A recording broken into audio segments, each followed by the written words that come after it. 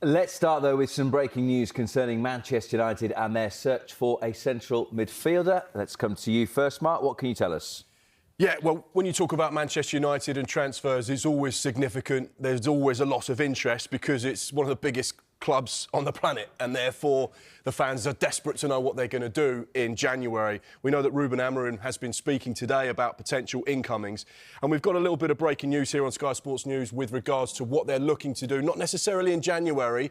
However, they have explored the possibility of signing players in the winter window. They're also looking ahead to the summer as well, but they have explored conditions of a potential deal for a central midfielder, the Brighton man, Carlos Baleba, during January. He has a contract until 2028 with a year's option on Brighton Hove Albion's side, so he's got a long-term contract, so we know that any potential deal would be significant. Brighton don't want to lose what they deem a key player at 21 years old. We know what happened to the last central midfielder they had that was very highly rated. Moises Caicedo went for what was then a Premier League record, £115 million. Carlos Baleba very much in the same remit as far as they're concerned. They don't want to lose him. They see a huge future for him down on the south coast. But the fact that Manchester United are in the market potentially to sign a player in January is hugely significant, and he's not the only name on their list as well. Who else is? Well, United's priority is signing at least one, possibly two central midfielders in 2026, whether that be January or more likely in the summer. The focus is on signing them in the summer because it's quite a difficult window to get those long-term targets. And we understand the list of targets includes Elliot Anderson, Adam Wharton and Wolves' João Gomez. We know Casemiro could depart this summer. There is an option that Manchester United have to trigger an option in his contract to extend his time at Old Trafford. But those terms aren't favourable for Manchester United right now. Kobbie Mainoo's future remains unclear. Manuel Ugarte has not delivered so far in a Manchester United shirt. So you can understand why they're looking at one, if not two, central midfielders this month, more likely in the summer. But if they can bring in a player like Carlos Baleba in January, it could make such a big difference in terms of what they're able to achieve this season. There's been some mixed results for United, mixed performances over the course of the last few weeks, but they are well placed to deliver European football once more. So whether or not they can get a player in January to help support that and bring life into a season which has faltered at times, we wait to see. Carlos Baleba would be a player who could make a difference for United. You mentioned a couple of sort of big names there. People know about Adam Wharton, people know about Elliot Anderson, people know about Baleba. A couple of names I just want to put on your radar as well and put on the radar of Manchester United fans. Lille's Ayoub Bouadi is another player that Manchester United are in. Young player, he's only 18 years old, one for the future. Another player that is of interest to Manchester United, another player that they're currently tracking, Christoph Mouzakitis as well. He's at Olympiacos, 19 years old, another youngster, another one for the future. We know that every single Premier League club wants to sign these young players that are teenagers that they can mould and develop into superstars. And it seems to be that everyone just wants players under the age of 22. But Manchester United, whilst they're focusing on the players that James has mentioned with experience, that are Premier League ready, they've also got their eye on a couple of youngsters in Europe that are also doing the business at the moment. So really fascinating stuff to come out of Manchester United. What feels like a strategy, a plan. They've got targets. They've got long-term targets. For the first time in a while, it feels like Manchester United are doing what Manchester United fans want them to do, and that is go and target the right positions with the right type of players and, of course, players for the future as well. So really fascinating stuff to come out. You would think that also that reflects that they will be aware that some of the clubs who own the players you've just mentioned, it will be difficult. You just touched on Carlos Baleba, but Nottingham Forest, for example, who are fighting to stay up, will not want one of their best players to leave the club in January for any fee, you would suggest. No, absolutely not. None of these players will be easy to get, and particularly when you're Manchester United and the phone starts ringing, they think, well, we'll charge you more because you're one of the biggest clubs commercially in the world and you've got the money to do it. One of the key things for Manchester United is that they get into some form of European football. It really needs to be Champions League football because the extra 70 to 80 million pounds that competition brings enables them to go to the next level. A, they can say to the players, we're playing Champions League football, which all young players want to do. And B, the finances that will add to their accounts give them the opportunity to go and spend that little bit more money because it increases their turnover, which means that they actually can play at the big boys' table, which has sometimes historically, recently been more difficult because they haven't been able to give Champions League football or pay the wages that perhaps other clubs can do because they have to be a little bit more conscious of PSR. They still are a huge juggernaut when it comes to finances and they still generate huge sums of money, but they've had to be more careful and conscious of it than perhaps they have done in the recent history. So what might be possible for Manchester United in January? Ruben Amorim was asked about recruitment in his news conference today. The transfer window is not going to change. We have no conversation in this moment to have any change in the squad. There's a process. There's an idea that is going to continue.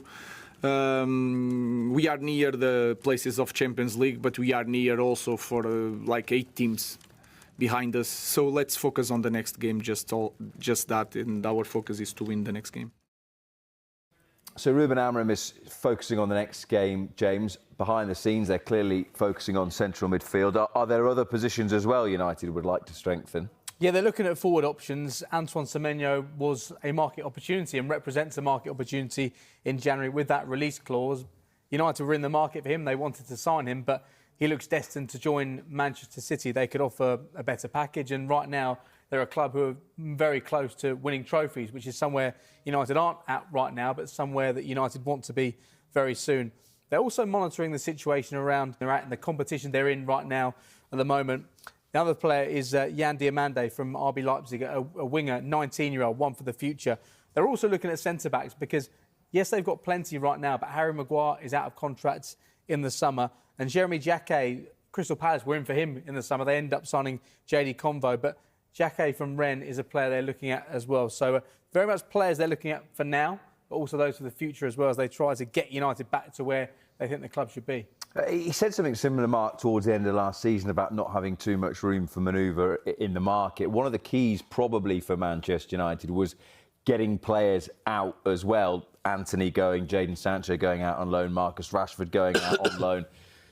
Which players do you think are dispensable this month, and would Joshua Zirkzee be in that conversation? Yeah, he's absolutely a player that potentially could be leaving Manchester United. We've heard from Ruben Amorim there, and he was quite clear, really, in terms of no one has asked to leave, and he's not expecting anyone to ask to leave. However, Joshua Zirkzee taken off at half-time against Wolves after scoring, and we know that there is interest from Roma. Does it feel like his days are coming to an end at Old Trafford? Yes. There's normally noise because there's an opportunity. Clubs don't generally go in for clubs or make it known that they're interested in players if they haven't been given some kind of assurance or guidance or a little bit of information from the representatives of the player. Yet he'd be open to coming. He's not particularly happy at the club, or he's not getting the game time he wants at the club. So let's get some noise out there. You make the approach and we'll see if we can get a deal done. Joshua Zirkzee, certainly one player that's on the radar of Roma at the moment, and you'd imagine there may be an opportunity for him to move on. Certainly, if not permanently, then at least on loan between now and the end of the window. We've talked about central midfield and the options that Manchester United have looked at or have on a short list. Some Manchester United fans will say, we have quite a good one at the club. He's played for England at the last major tournament. Why aren't you using him more? Kobbie Mainoo.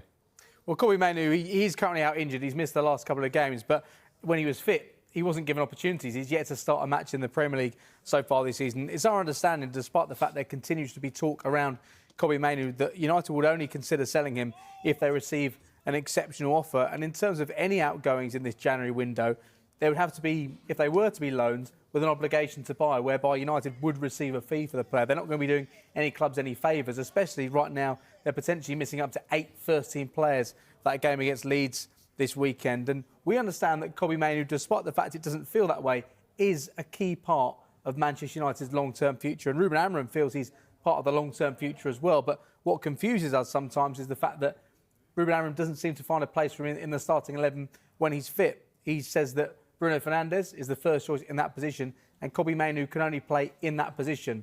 Bruno Fernandes, when he's fit, doesn't miss a single minute. He's rarely taken off in games either. So Kobbie Mainoo, it's a weird situation whereby we're being told he's a key part of United's future, but when he's fit, we're not seeing him feature. And that is the disappointing thing for Manchester United fans. That's why he gets such a brilliant reaction when he comes onto the pitch.